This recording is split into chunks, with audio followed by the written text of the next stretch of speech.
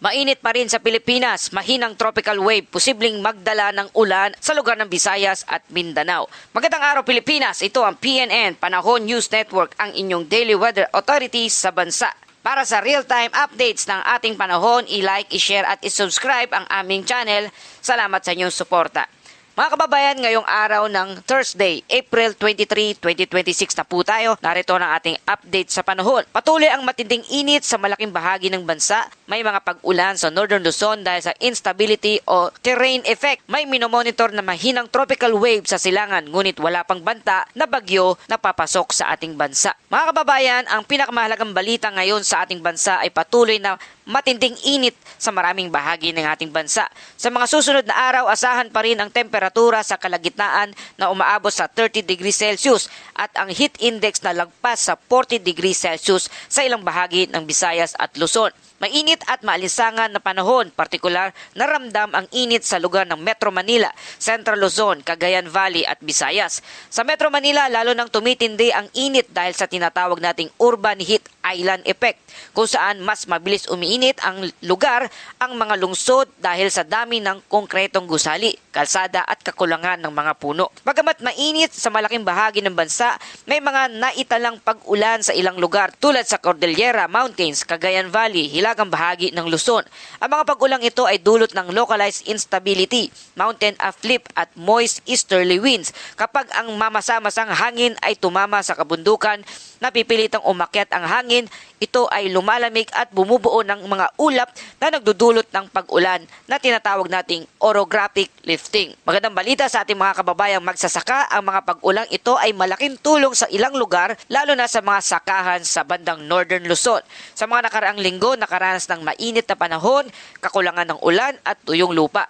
Kaya ang mga pag-ambon at thunderstorm sa hilagang bahagi ng bansa ay malaking ginhawa para sa agrikultura, lalo na sa mga lugar na nasa panahon na ng anihan. Mga kababayan, may mahinang tropical wave na minomonitor sa bandang silangan. Ngunit mahalagang tandaan, wala pang low pressure area na nabubuo at wala pang indikasyon ng bagyo. At wala pang tropical cyclone threat sa ngayon. Ang tanging posibleng epekto nito ay ang dagdag na moisture, mas mataas ang chance ng ulan at dagdag na cloud cover sa lugar ng Visayas at Mindanao. Ang tanong ay magiging bagyo ba ito? Sa ngayon, malinaw ang forecast, hindi ito inaasahang maging bagyo. Wala pang senyales ng circulation center at intensification organized convection. Ibig sabihin, ito ay simpleng tropical moisture surge lamang at hindi tropical cyclone development. Ngayon, ano naman ang epekto sa mga susunod na araw? Sa extended forecast, posibleng maranasan sa Visayas at Mindanao ang mas maulap na kalangitan, mas maraming afternoon showers at bahagyang pagbaba ng temperatura sa lugar ng Surigao, Cebu, Eastern Visayas at bahagi ng Mindanao. Posibleng tumaas ang tsansa ng pag-ulan sa pagsapit ng linggo hanggang sa Lunes. Mananatili pa rin ang init bagamat may paparating na moisture. Hindi pa rin mawawala agad ang matinding init sa maraming lugar na umaabot hanggang mula 32 degrees Celsius hanggang 37 degrees Celsius ang temperatura.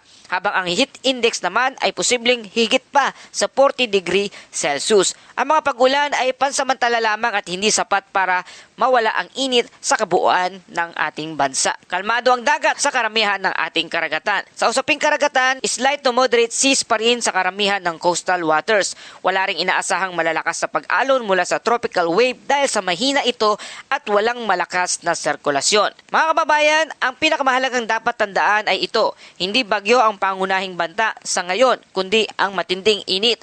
Habang ang iba ay nakatutok sa tropical wave, ang tunay na hazard sa kasalukuyan ay ang heat stress, heat exhaustion at dehydration. At habang may kaunting pag-ulan sa ilang lugar, ang karamihan ng bansa ay mananatiling mainit at maalinsangan. Kaya patuloy tayong nagpapaalala sa ating safety reminders, uminom ng maraming tubig, iwasan ang matinding init sa tanghali at magdala ng payong bilang pananggalang. Bantayan ang mga bata at matadada laban sa heat stress at mag-monitor sa update lalo na sa darating na weekend. Para sa ating buod na balita, patuloy ang matinding init sa ating bansang Pilipinas.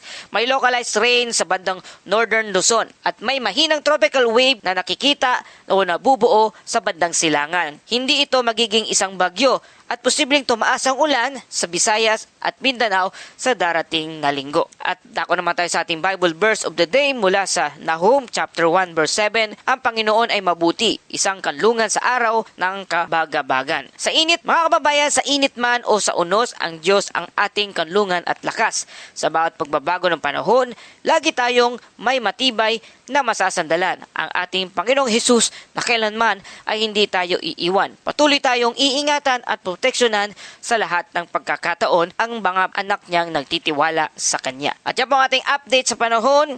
Ito ang PNN, Panahon News Network. Laging maging handa sa anumang pagbabago ng panahon. Para sa susunod na ulat, please like, share, and subscribe na kayo para lagi kayong updated dito sa Lagay ng Panahon. At yan po ang ating balitang panahon. Hanggang sa muling ulat panahon.